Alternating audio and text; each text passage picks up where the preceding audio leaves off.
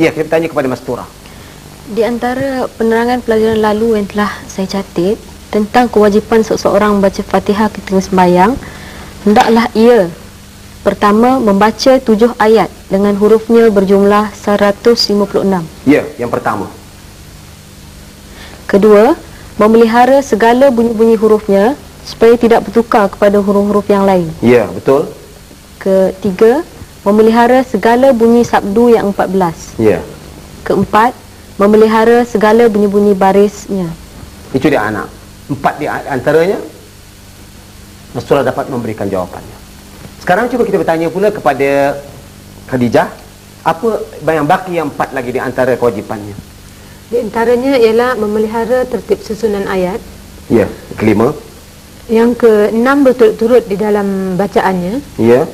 Yang ketujuh mendengarkan bacaannya pada diri. Ya. Yang ke-8 pula membaca Fatihah pada ketika berdiri. Ya, itu dia anak-anak.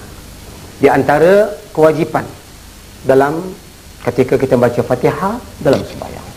Jadi kalaulah cedera, tertinggal salah satu daripada bacaan yang kita baca ini dalam rukun-rukun tadi ataupun dalam kewajipan ini, maka cederalah Fatihah kita. Jagalah anak-anak, ya. Baiklah anak-anak, sekarang marilah kita lihat kepada kitab muqaddam kita anak.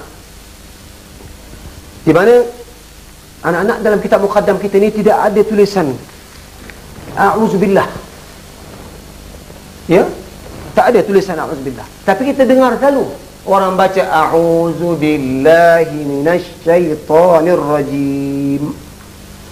Apa nama ini anak? Ini adalah isti'azah nama dia. Namanya adalah isti'azah. Bunyi isti'azah ini anak adalah bukan salah satu daripada ayat Al-Quran. Cuba dia perhatikan anak.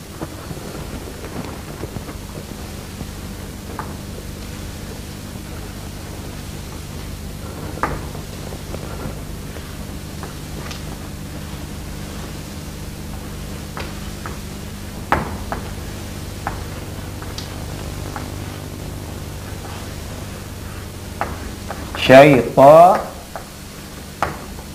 rajim. Cikgu bariskan ya, supaya dapat anak-anak betul dapat baca. A'udzu billahi minasyaitonir rajim. Itu dia anak-anak ya. A'udzu billahi minasyaitonir rajim. Jadi anak, bacaan ini kita setiap kali kalau nak mulakan, maka adalah disunatkan kita membaca A'udzubillah. Apa tujuannya anak? Tujuannya ialah memohon dari Allah Subhanahu Wa Taala untuk melindungi atau melindungkan diri dari godaan syaitan yang terjam. Cuba perhatikan anak. Artinya memohon dari Allah untuk melindungkan diri dari godaan syaitan yang dirjam. Kerana syaitan selalu dia mengusik orang-orang dalam pembacaan kitab suci, dalam apa saja, kerana pahalanya sangat besar. Jadi selalu digodanya supaya kita tidak dapat membaca dengan baik, supaya hilang pahalanya. Jadi kita mohon kepada Allah Ta'ala, semoga Allah Ta'ala menjauhkan daripada syaitan dan godaan.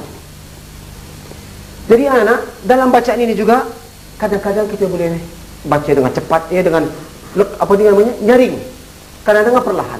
Bila masanya disunatkan kita baca dalam nyaring? Pada 2 tempat, iaitu ketika dalam sebuah majlis yang begitu ramai, maka kita disunatkan baca dengan kuat.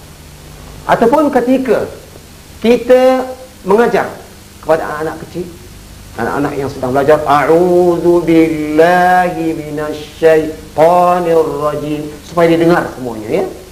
Itu dia. 2 tempat ini dia nyaringkan. Kemudian dalam 2 tempat juga adalah sunat diperlahankan. Artinya kita baca Bismillahirrahmanirrahim, A'udzu billahi minasyaitonir rajim. Diperlahankan bacaannya. Ketika kita dalam sembahyang, baik sembahyang waktu dibaca itu kuat Fatihahnya ataupun diperlahankan. Diperlahankan. Begitu juga ketika kita seorang diri nak baca Quran, maka disunatkan kita membaca dengan perlahan-lahan. Jadi anak sudah faham. Dua tempat dibaca dengan nyaring, dua tempat adalah sunat dibaca dengan perlahan-lahan. Begitu juga anak-anak. Dalam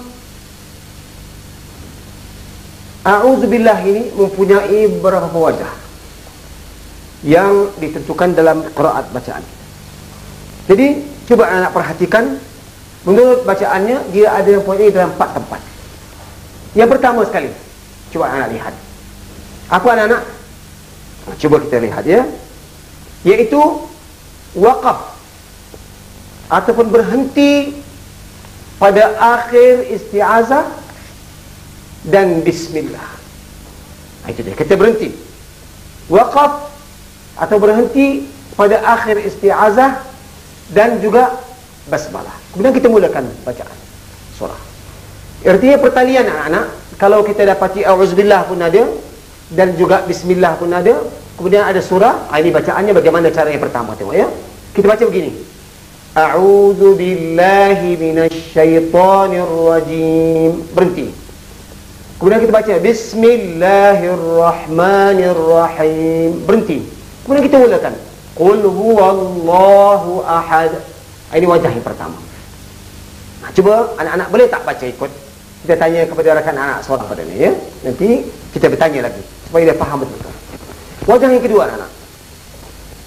Wajah yang kedua caranya ialah berhenti pada isti'azah.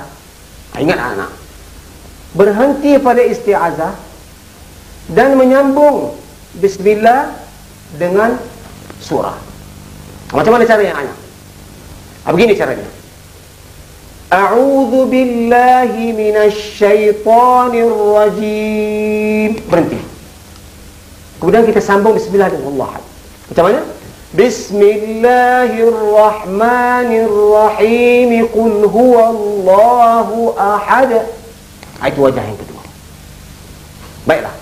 Sekarang cuba anak-anak dengar pula, kita ambil kepada wajah yang ketiga pula. Bagaimana caranya wajah ketiga?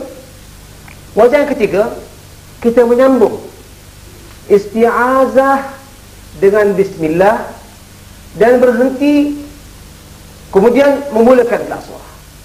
Cuba lihat anak ya, menyambung isti'azah dengan bismillah dan berhenti akhir bismillah, kemudian memulakan pula surah. Cuba caranya anak ya. A'udzu billahi minasyaitonir rajim. Bismillahirrahmanirrahim. Berhenti. Kemudian kita baca. Qul